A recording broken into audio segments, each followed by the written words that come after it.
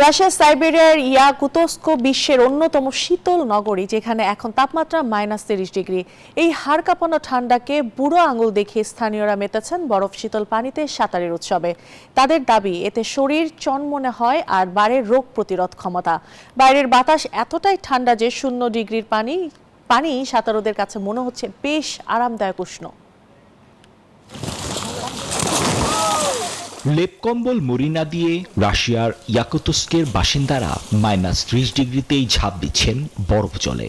পৃথিবীর সবচেয়ে ঠান্ডা এই শহরে শীতকে এভাবেই বরণ করে স্থানীয় সুইমিং ক্লাব। অদ্ভুত বিষয় হলো, বাইরের বাতাস এতই হিমশীতল যে 0 ডিগ্রির পানি ওদের স্বপ্ন পূরণে পাশে থাকতে পেরে আমরা গর্বিত।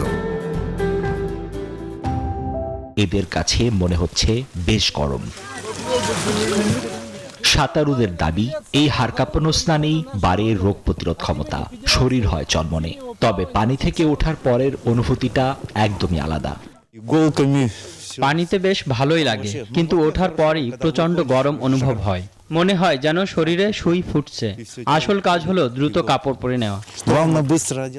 মস্কো থেকে 5000 কিলোমিটার দূরের এই শহরে শীতকালে -60 ডিগ্রি পর্যন্ত পারদ নামে। তাই -30 ডিগ্রিকে স্থানীয়রা বলেন বেশ উষ্ণ আবহাওয়া। মানুষের এমন কাণ্ড দেখে রীতিমতো থ বনে গেছেন ভিনদেশি পর্যটকরাও।